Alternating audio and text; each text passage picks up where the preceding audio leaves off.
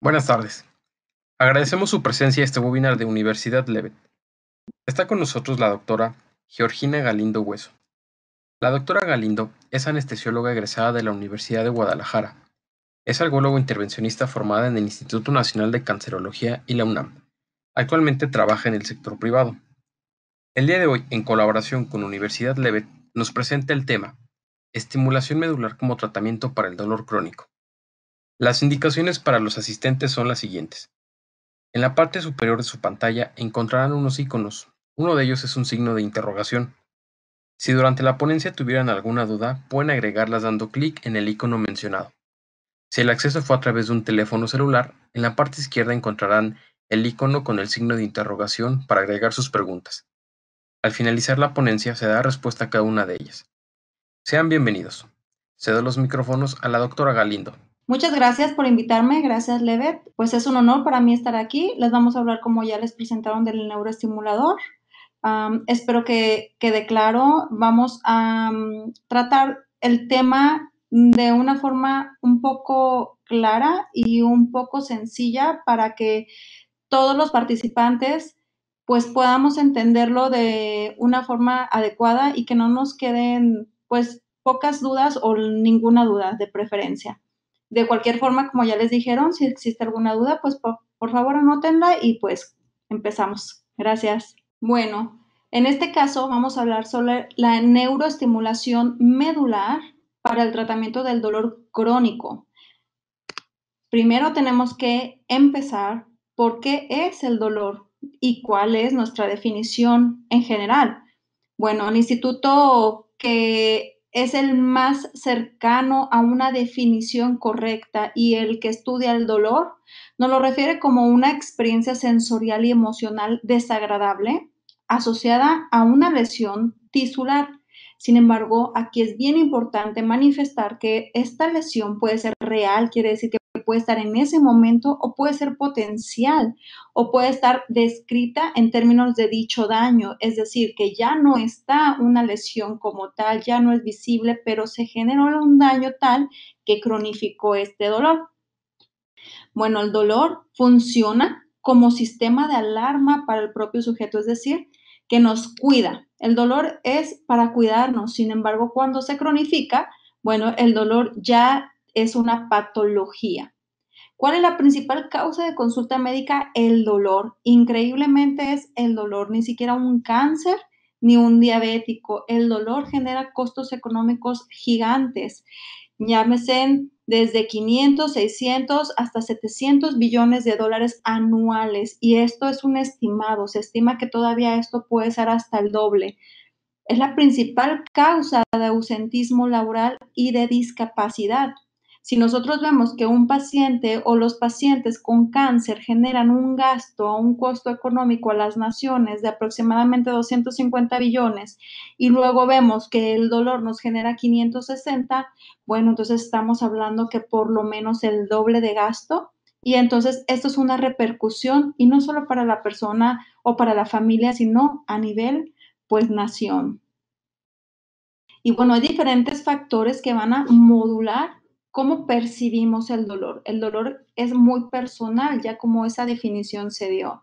Y bueno, hay personas que tratan de evitar el dolor o hay personas que tienen miedo a sufrir el dolor y entonces esto nos llama a una ansiedad anticipatoria. Quiere decir que yo puedo percibir mi dolor más grande por un miedo que tengo a que me dé. Hay también factores que te distraen, por ejemplo, si no estamos prestando mucha atención a ese dolor, bueno, el dolor entonces muchas veces disminuye. Y bueno, a veces en la infancia o tenemos algún otro factor que nos predispone a tener una memoria para el dolor y esto también nos ayuda a que pueda intensificar o minimizar al dolor. En general, tenemos nuestro sistema nociceptivo, que es el que nos va a ocasionar el dolor. Podemos dividirlo solo en 4 grandes rubros para entenderlo bien, que son los receptores, como aquí lo podemos ver, ¿sí? Que aquí si nosotros nos imaginamos, esto puede ser un receptor, y luego nuestras vías hacia donde el dolor camina, luego nuestras estructuras a nivel cerebral, que vamos a ir viendo conforme avancemos un poquito más a detalle. Y luego, entonces, una vez que aquí ya llegó esta señal al nivel cerebral, bueno, entonces están las vías que bajan o a nivel descendente. Por ejemplo, cuando hablamos de que hay una protección para el dolor, bueno, entonces las vías descendentes nos dicen, quítate porque hay que protegerte contra ese daño que te puede estar ocasionando esta quemadura. Si nos vamos ya hacia el pedacito que está aquí en el nivel 1, que son los receptores, y lo vemos de forma grande, vemos que cuando ya hay un daño, cuando hay una inflamación, bueno, se liberan estas sustancias que van a mediar el dolor, o sea, van a mediar el dolor, la inflamación y otro tipo que son muchas, muchas sustancias, entre ellas bradicininas, prostaglandinas, hidrogeniones, etcétera. ¿Y qué va a pasar con todas estas sustancias mediadoras del dolor y de la inflamación? Bueno, que el umbral que normalmente teníamos nosotros alto para no percibir un dolor, lo baja a tal grado que nos ocasiona entonces que este nociceptor o este receptor se active, nos mande la señal al cerebro y entonces nos diga, estoy ocasionando un daño y por lo tanto lo refiere como dolor. Ya cuando haya aquí alteraciones a nivel de la médula espinal, bueno, entonces ya tendremos algunas alteraciones sensitivas como aumento del dolor, algo que ya no es dolor o simplemente algo que ni siquiera estamos en contacto ocasiona el dolor. Aquí un poquito más detallado estas vías, pues estos pasos que ocasionan el dolor tienen un nombre, que son transducción, transmisión, recepción y modulación.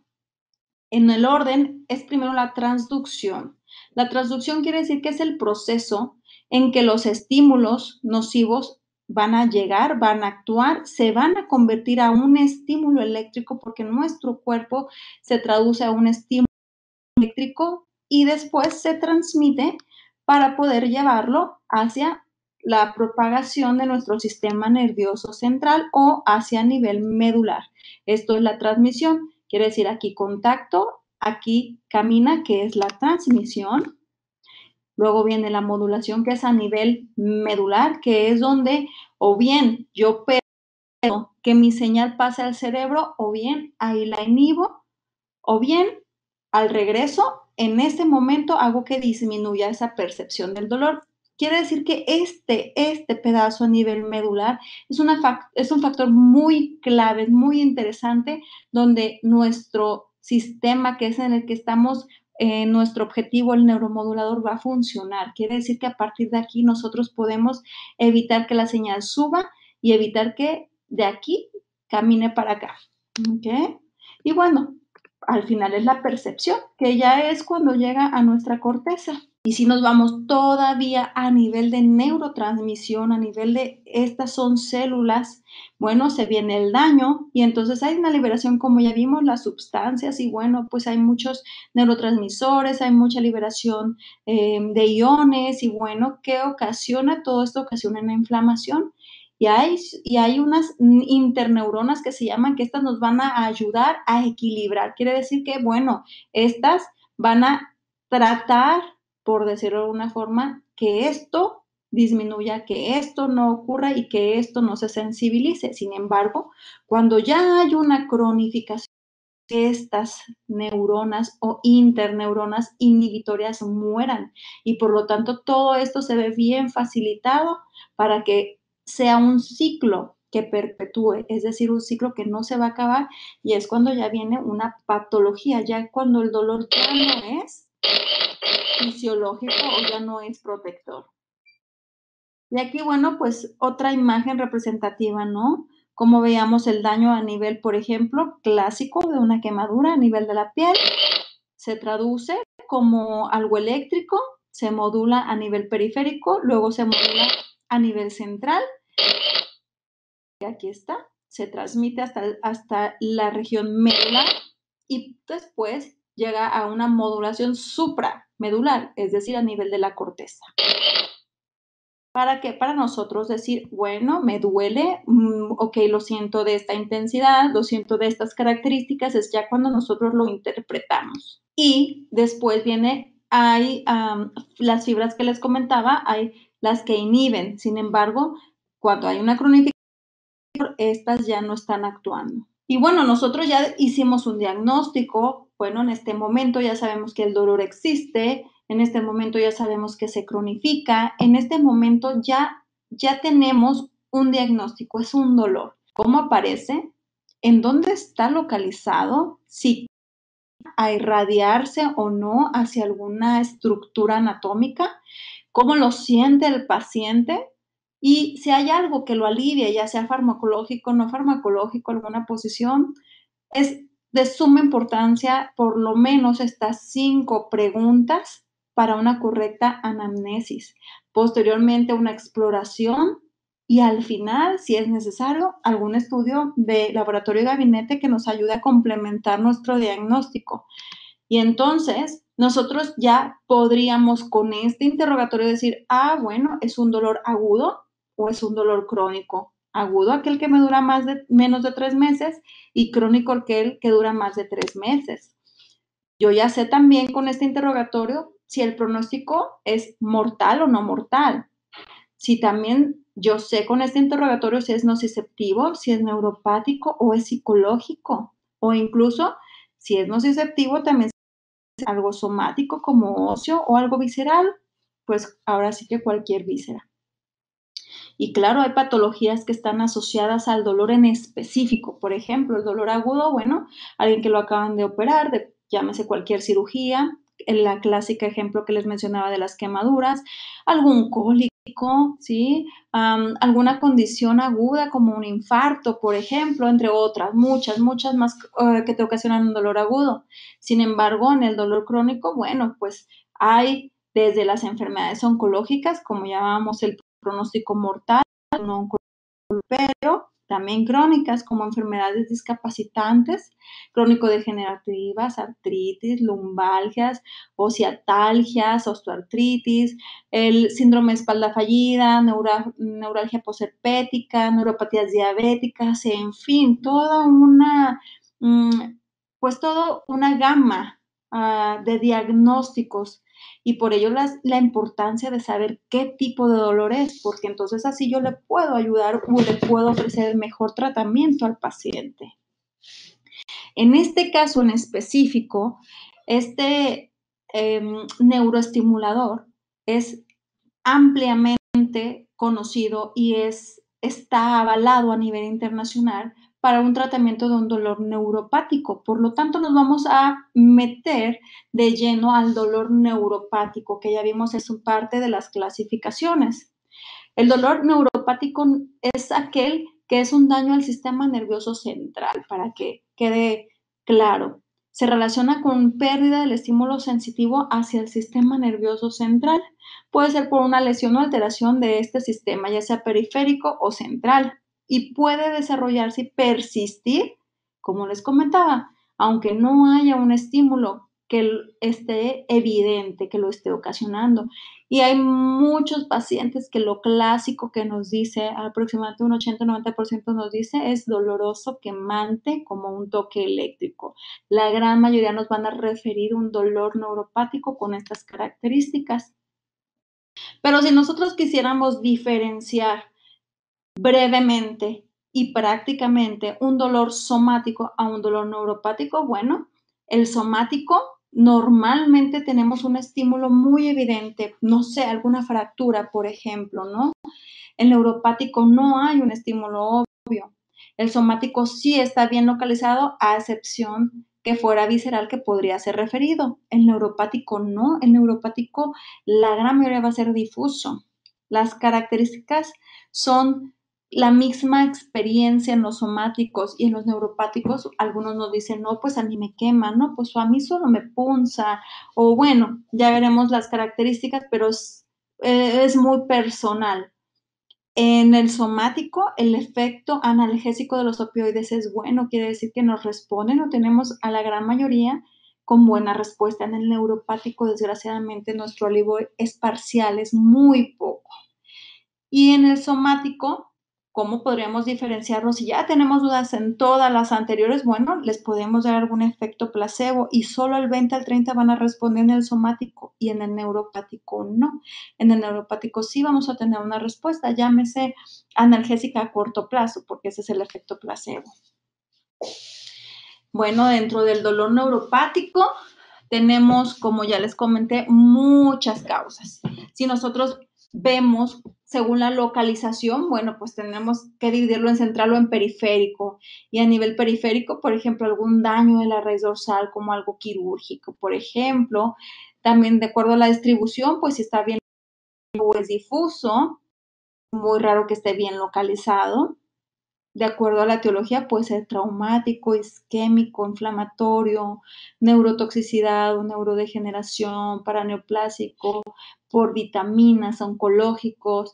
Y bueno, de acuerdo a los mecanismos, bueno, también hay otro tipo de etiologías que nos están ocasionando, pero no nos vamos a meter a todas porque, pues, si se fijan, es muy extenso hablar del dolor neuropático. Hay libros completos de solo el dolor neuropático, por lo tanto nos vamos a ir solo a 3 patologías principales, que son las que la gran mayoría de la población vamos a encontrar como médicos y la gran mayoría de los pacientes van a tener, dadas las características actuales de la población. En cuanto a epidemiología, bueno, si ya vimos que el dolor genera grandes costos, bueno, ahora vamos a ver cuántas personas lo sufren. En Europa refieren que aproximadamente el 50 millones de personas están sufriendo algún tipo de dolor. Por la causa o la etiología que ustedes quieran, 50 millones están sufriendo.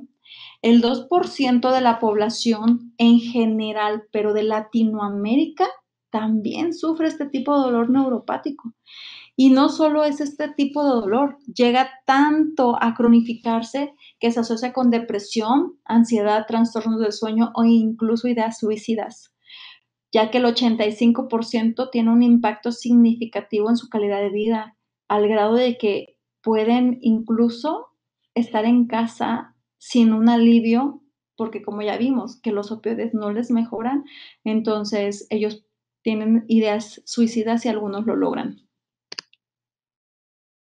Como ya vimos, dentro de las principales patologías tenemos radiculopatías, polineuropatías diabéticas, por quimio, por VIH, por herpes, quirúrgicos. Si se fijan, híjole, hay una inmensidad, pero nos vamos a ir a ver por etiología y de acuerdo a la epidemiología, lo más común. Radiculopatía y dolor lumbar, no sé si alguien ha sufrido de este tipo de dolor alguna vez en la vida, pero bueno, son de las que tienen mayor impacto. El dolor lumbar es una de las afectaciones de mayor impacto a nivel público y a nivel mundial, no solo en México, a nivel mundial. Esto genera un gran impacto. Genera tal impacto que inclusive países como Canadá avalan este tratamiento de la neuromodulación como parte de su sistema de salud público. ¿Por qué? Porque es, como yo les digo, al país le importa mucho su cuestión socioeconómica y si les está afectando, entonces ellos prefieren tener a una población activa para que mejore su economía. Refieren que también hasta el 85% de la población o lo ha sufrido o lo va a sufrir en algún momento de su vida.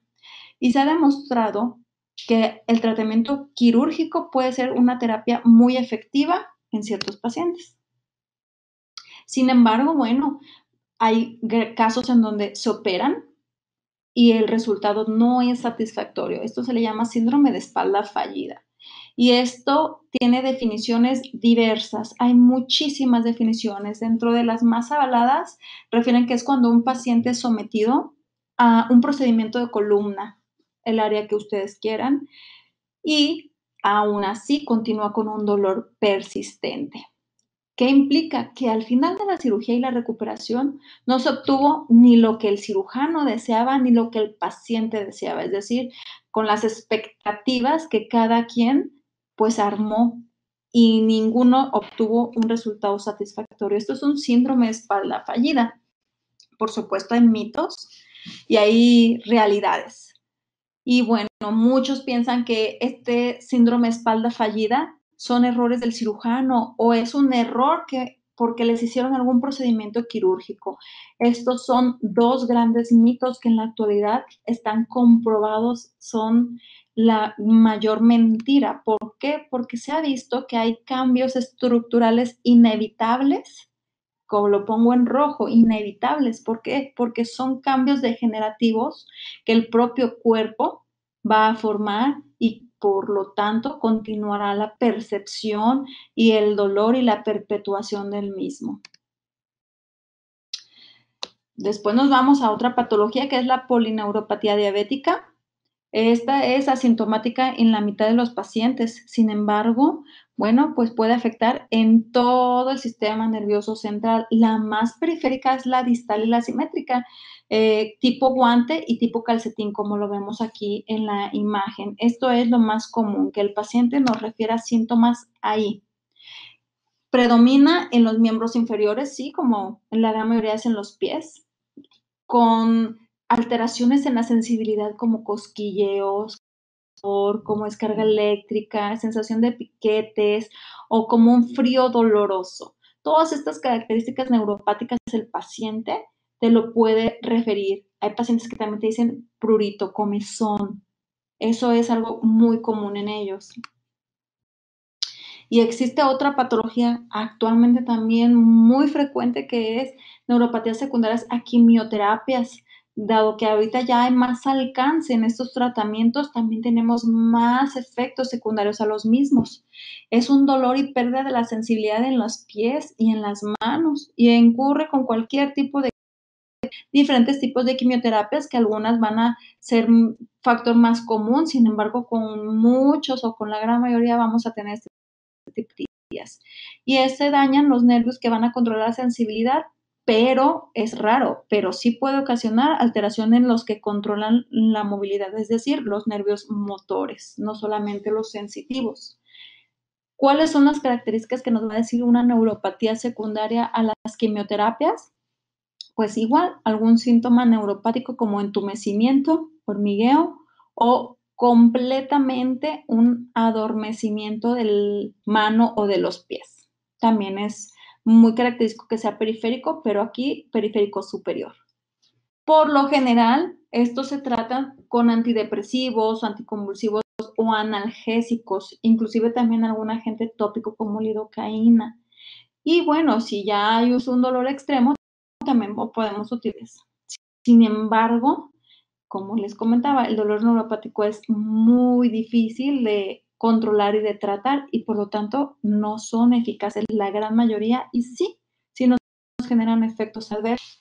Y por lo tanto, bueno, pues entonces es un tema de mucho interés a nivel internacional, dado que el MD Anderson, incluso el Centro de Cáncer del MD Anderson, está haciendo pruebas y está haciendo tratamientos o incluso ya está probando y aprobando la neuromodulación para controlar, inclusive se atreven a decir que pueden revertir estos daños neuropáticos. Por lo tanto, entonces nosotros ya lo primero que tenemos ok, tengo un diagnóstico algológico, ya sé que es un dolor, ya sé qué tipo de dolor es, lo individualizo a cada persona, hago un pronóstico, veo qué antecedentes tiene, si es quirúrgico, quimioterapia o por radioterapia, y entonces ya me voy a ofrecerle o algo oncológico o algo intervencionista de mínima invasión. Y bueno, a nivel farmacológico, como la Organización Mundial de la Salud no lo especifica, son 3 escalones, donde el primer escalón puede ser antiinflamatorios y fármacos adyuvantes, el segundo algún opioide débil como el tramadol o la codeína, que son lo que tenemos al alcance en México, más adyuvantes. El tercer escalón ya son opioides potentes como morfina, buprenorfina, hidromorfona o algún otro como oxicodona, metadona incluso. Y cuando ya estos 3 escalones los hemos avanzado, específicamente, repito, con el dolor neuropático, que son muy difíciles de alcanzar con estos 3 escalones, nos vamos al cuarto escalón, que es el intervencionismo, para así lograr controlar o tener un alivio del dolor. ¿Qué pasa con los efectos secundarios? Bueno, pues los antiinflamatorios, la gran mayoría nos va a ocasionar toxicidad gastrointestinal y se han visto muchas perforaciones secundarias y muertes incluso, aproximadamente casi 17,000 anuales, de las que se alcanzan a diagnosticar. De los opioides, por supuesto, hay mal uso, claro, también hay adicción, con efectos adversos por su uso crónico, náusea, vómito, estreñimiento y sedación. Y entonces, sabemos que el dolor neuropático no lo vamos a poder alcanzar con estos 3 escalones. Por lo tanto, ¿qué dijo la Organización Mundial de la Salud? Dijo: "Okey, yo sé que el dolor neuropático es muy difícil, entonces vamos a hacer otros escalones pequeños, pero con intervencionismo". ¿Para qué?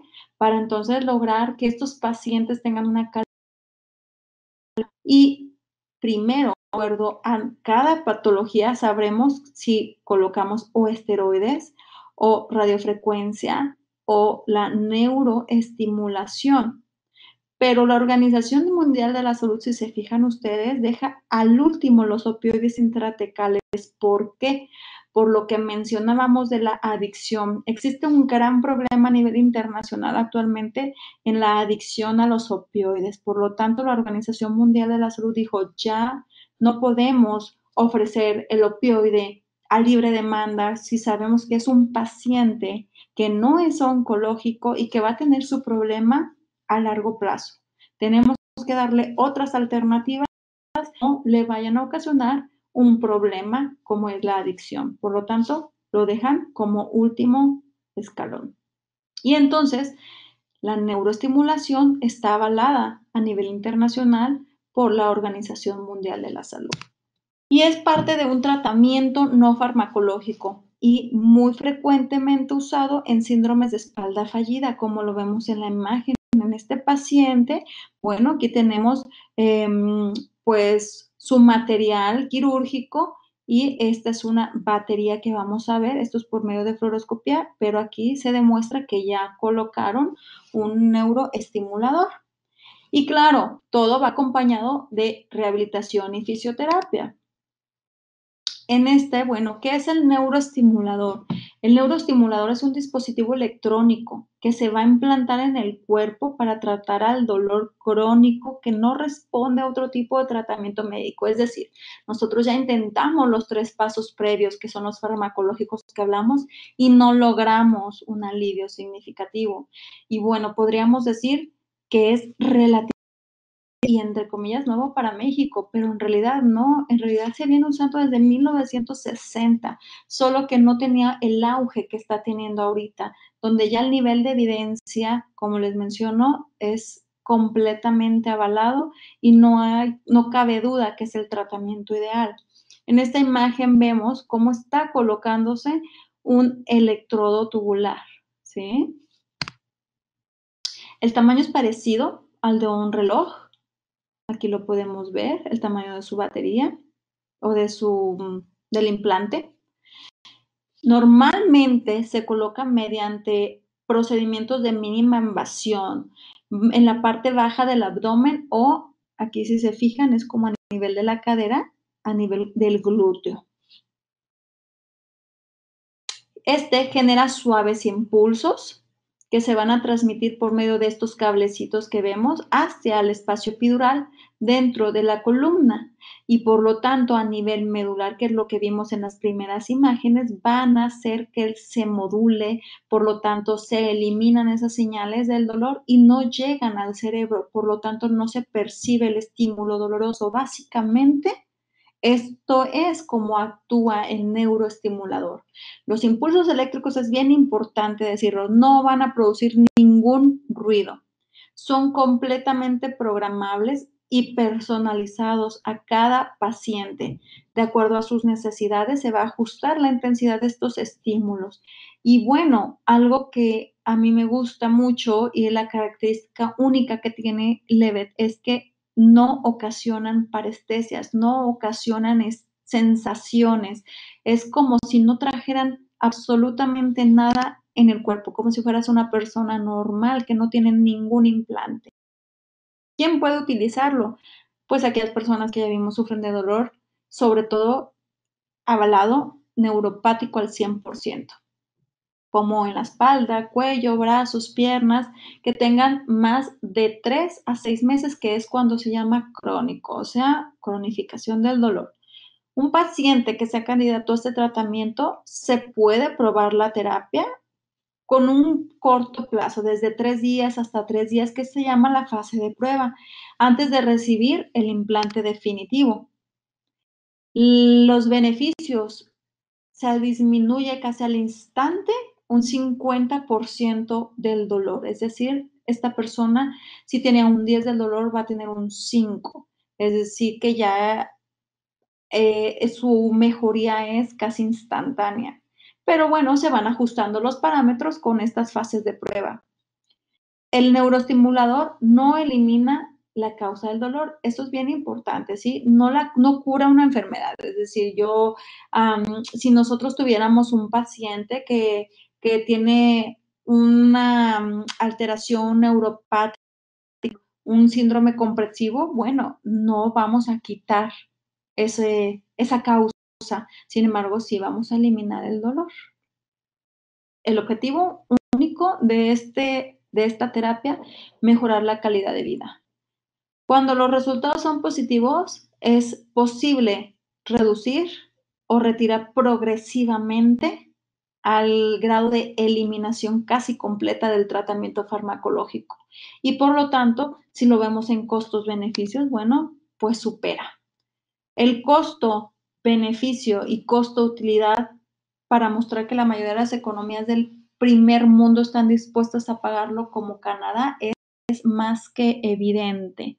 Canadá refiere que a él le cuesta más tener a un paciente en cama, tener a un paciente adicto, tener un paciente que a él no le es benéfico para su economía, le ocasiona aún más gasto que beneficio. Por lo tanto, ellos dicen, para mí es costo benéfico, costo utilidad.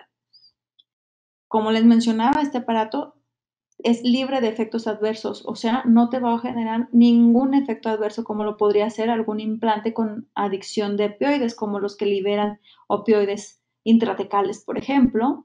Y bueno, hay estudios que nos han demostrado que se ahorran hasta $100,000 a lo largo de la vida del paciente.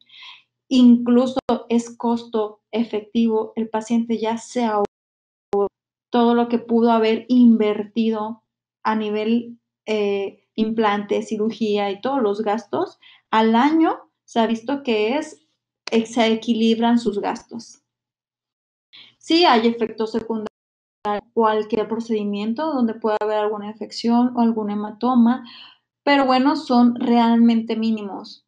Si existiera alguna deficiencia en el dispositivo o en los cables que precisara una reprogramación, pues se realiza, y si no, bueno, se retira y se coloca el cable o se reemplaza por otro en caso de que existiera algún daño que se pueda comprobar.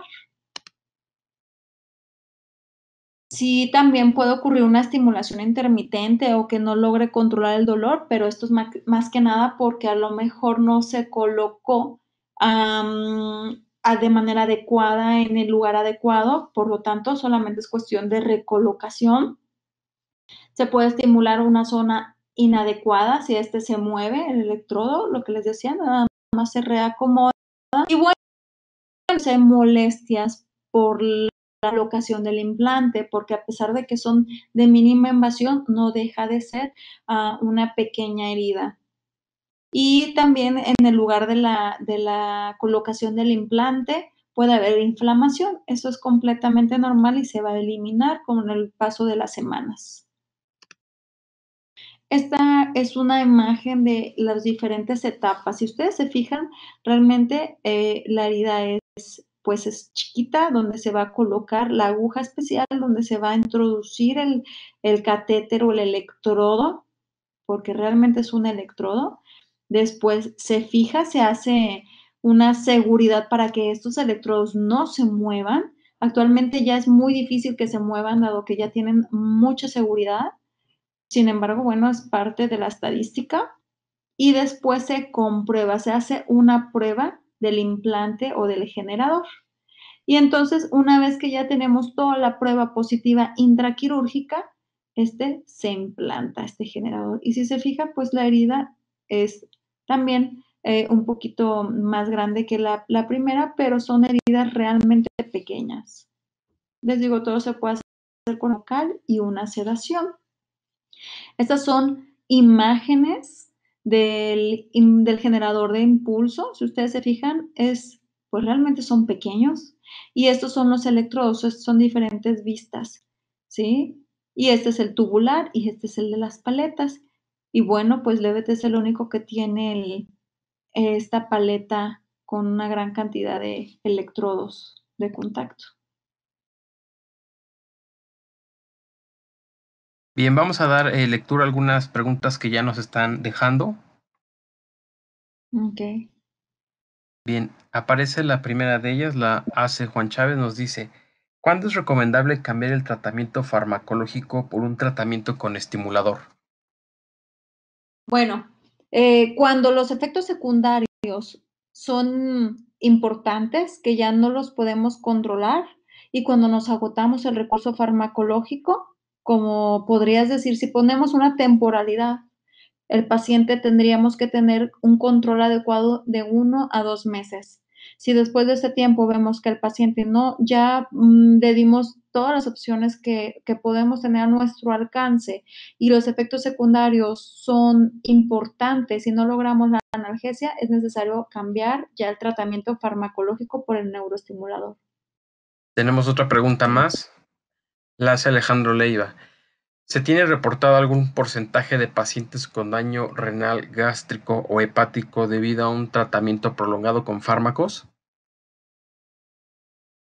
Sí, sí existen estadísticas reportadas de acuerdo a los daños que están ocasionando los fármacos. Si sabemos, por ejemplo, de antemano que ya el paciente tiene algún daño renal previo, entonces tenemos todavía menos posibilidades de una analgesia adecuada. Por lo tanto, sí hay reportes de daños renales. Inclusive la misma Organización Mundial de la Salud reporta gran daño renal con el simple uso del ketorolaco, perdón. Entonces sí hay reportes. Gracias, doctora. Tenemos otra pregunta más de Francisco Alberto Villegas López. Nos dice, ¿cómo calcula los parámetros de estimulación? ¿Con qué seguimiento para cambios en el mismo? Bueno, una vez que se implanta, se hacen ciertas pruebas con el mismo equipo, se hacen pruebas transquirúrgicas. Después se hacen las estimulaciones con ciertos parámetros, y se van ajustando. De hecho, se empiezan con parámetros bajos y las revisiones pueden ser semanales hasta llegar a incluso mensuales o bimensuales, pero ya es cada paciente, pero siempre se empiezan con parámetros bajos de la estimulación.